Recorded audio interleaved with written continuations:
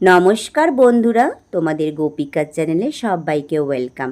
আজকে আমি বানাতে চলেছি চিকেন পপকর্ন। এটাকে মিনি চিকেন পকোড়াও বলা যেতে পারে। তো ছোট থেকে বড় সবাই কিন্তু এটা পছন্দ করে খেতে। আর তোমাদের সামনে একটা আমি ভেঙেও দেখালাম, কত মজাদার হয়েছে। চটজলদি 10 মিনিটের মধ্যেই বানিয়ে নিতে পারবে এই চিকেন পপকর্ন রেসিপি। তো সেটাই তোমাদের সঙ্গে আজকে আমি শেয়ার করছি। আমি বোনলেস চিকেন নিয়ে নিয়েছি।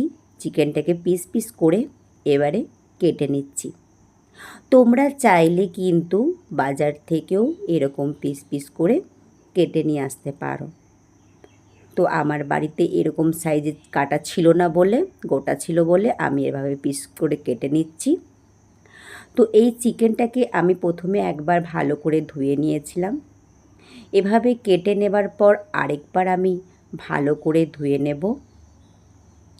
আমি এখানে প্রায় 350 গ্রামের মতো চিকেন নিয়েছি। ভালো করে ধুয়ে নিয়ে একটা পাত্রের মধ্যে নিয়ে কালো গোলমরিচের গুঁড়ো দিলাম 1 চামচের মতো।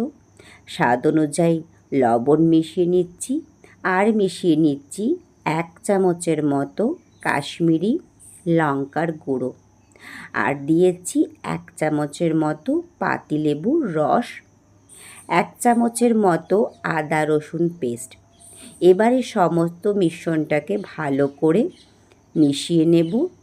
তারপর এর মধ্যে মিশিয়ে দিচ্ছি দুধ।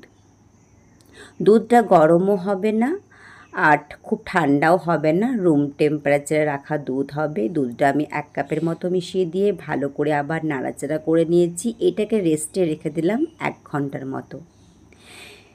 আমি এরপর চিকেন পপকর্ন বানানোর জন্য একটা কোটিং তৈরি করব।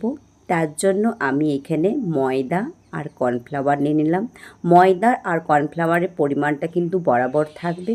এর মধ্যে মিশিয়ে দিচ্ছি কাশ্মীরি লঙ্কার গুঁড়ো আর মিশিয়ে দিচ্ছি অল্প পরিমাণে লবণ। সমস্ত মিশ্রণটাকে একবার চামচ দিয়ে ভালো করে মাখিয়ে নিলাম। আরেকটা পাত্রের মধ্যে আমি 2টো ডিম ফেটিয়ে নিচ্ছি। ডিমটার মধ্যে অল্প পরিমাণে লবণ দিয়ে ভালো করে ফেটিয়ে নিতে হবে। এরপর আমি চিকেন পপকর্নটা রেডি করব। তার জন্য আমি আরেকবার ফ্রিজ থেকে বার করে নিয়ে ভালো করে নেড়েচেড়ে নিলাম। এরপর এক একটা পিস নিয়ে যে আমি ময়দার শুকনো কোটিংটা তৈরি করেছিলাম সেটার মধ্যে ভালো করে মাখিয়ে নিয়ে ডিমের গোলার মধ্যে দিলাম। আবার ডিমের গোলার মধ্যে থেকে দিয়ে পর আবারও শুকনো ময়দা যেটা আমি কোটিং তৈরি করেছিলাম তার মধ্যে লাগিয়ে নিচ্ছি। তারপর এক একটা করে ঝেড়ে ঝেড়ে ভালো করে তুলে নিচ্ছি। আমি এখানে ডবল কোটিং দিয়েছি, তোমরা চাইলে সিঙ্গেল কোটিংও দিতে পারো, কিন্তু ডবল কোটিং দিলে খুবই ভালো হয়। তো এভাবে করে আমি সমস্ত চিকেন পপকর্নগুলো দেখো রেডি করে নিয়েছি। আরও কিছু বানাতে বাকি আছে, তো তোমাদের সঙ্গে আরেকবার আমি শেয়ার করে নিচ্ছি। তো এভাবে দেখো আমি সমস্ত চিকেন পপকর্নগুলো তৈরি করে নিচ্ছি। আর খুবই কিন্তু সহজেই তৈরি হয়ে যায় একদম রেস্টুরেন্টের স্টাইলের চিকেন পপকর্ন। একদম মচমচা ক্রিপসি হয়ে যায় আর খেতেও খুব ভালো লাগে। বাড়িতে কোনো হঠাৎ করে গেস্ট আসলে সহজে বানিয়ে নিতে পারবেন এই চিকেন পপকর্ন রেসিপি। তো বন্ধুরা, তোমরা যেসব নতুন বন্ধুরা আমার ভিডিওটা দেখছো, কিন্তু তোমরা কিন্তু আমার চ্যানেলটাকে সাবস্ক্রাইব করতে ভুলো না। আমার চ্যানেলটাকে সাবস্ক্রাইব করে দিয়ে আমার পরিবারের সদস্য হয়ে যাবে। আর সবার কাছে অনুরোধ রইল, সবাই কিন্তু আমার পুরো ভিডিওটা দেখবে, কেউ স্কিপ করে যেও না। আশা করি তোমাদের আজকের ভিডিওটা ভীষণই ভালো লাগবে। আর যদি ভালো লেগে থাকে তাহলে কিন্তু লাইক কমেন্ট শেয়ার করতে একদমই ভুলো না। তোমাদের ভালো ভালো কমেন্ট জানোই তো আমার ভীষণই ভালো লাগে। তো এভাবে আমি কিন্তু সমস্ত চিকেন পপকর্নগুলো ভালো করে মানে কোটিং করে নিয়েছি। এরপর আমি এগুলোকে ভালো করে ফ্রাই করে নেবো। দেখছো তো কি সুন্দরভাবে ময়দার একটা শুকনো কোটিং ভালো করে চিকেনের গায়ে লেগে গেছে। আর এভাবে আমি হাতে করে ঝেড়ে নিচ্ছি। তোমরা চাইলে একটা বড় ঝাঁঝরি দিয়েও ঝেড়ে নিতে পারো, তো আমার কাছে ঝাঁঝরিটা নেই বলে আমি হাতে করেই একটু ঝেড়ে নিলাম। হাতে করে ঝাড়লেও হবে। এরপর আমি কড়াইতে অফুরন্ত পরিমাণে সাদা তেল দিয়ে দিয়েছি। তেলটা গরম হয়ে যাবার পর আমি কিন্তু চিকেন পপকর্নগুলো এবারে এক একটা করে দিয়ে ফ্রাই করে নিচ্ছি।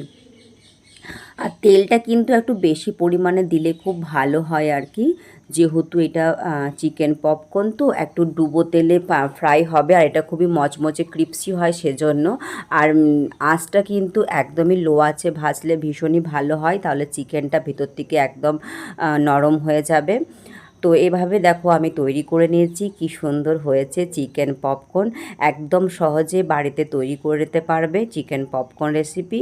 তো তোমাদের আজকের আমার এই রেসিপি কেমন লাগলো অবশ্যই কিন্তু কমেন্ট সেকশনে জানিও। তো এভাবে আমি বাকি চিকেন পপকর্নগুলো ফ্রাই করে নিচ্ছি। এভাবে করে সমস্ত চিকেন পপকর্নগুলো আমি ফ্রাই করে নেব। আর আমি এখানে কিন্তু সাদা তেল ব্যবহার করেছি। চিকেন পপকর্ন কিন্তু সহজেই ঘরেই বানিয়ে ফেলতে পারবে, আর খুবই কিন্তু খেতে খুবই ভালো হয়, মচমচে খাস্তা ক্রিপসি, ছোট থেকে বড় সবারই খুব পছন্দের একটা রেসিপি। তো তোমাদের আজকের রেসিপি আশা করি খুবই ভালো লাগবে, আর অবশ্যই অবশ্যই একবার এভাবে ট্রাই করে দেখো। আর যখন এই পপকর্নগুলো ফ্রাই করবে তখন কিন্তু গ্যাসের আঁচটা একদম লোতে থাকবে, হাই করে ভাজবে না, তাহলে কিন্তু পুড়ে যাবে আর ভেতরটা কিন্তু কাঁচা থাকবে, বাইরেটা পুড়ে যাবে, তো ভালো লাগবে না খেতে। সেজন্য গ্যাসের ফ্লেম কিন্তু একদমই লো আছে ভাজবে, তাহলে ভীষণই ভালো হবে, খাস্তা হবে, মচমচে হবে, ক্রিপসি হবে। তো আমি ভিডিওটা কিন্তু এইখানেই শেষ করছি। সবাই ভালো থাকবে, সুস্থ থাকবে। আর আমি এটাকে সার্ভ করেছি গার্লিক টমেটো চাটনির সাথে, আর সঙ্গে রেখেছি গরম গরম আদা এলাইচি চা। তো তোমাদের রেসিপি কেমন লাগলো আজকের ইভিনিং স্ন্যাক্স রেসিপি কমেন্টে জানাতে কিন্তু একদমই ভুলবে না।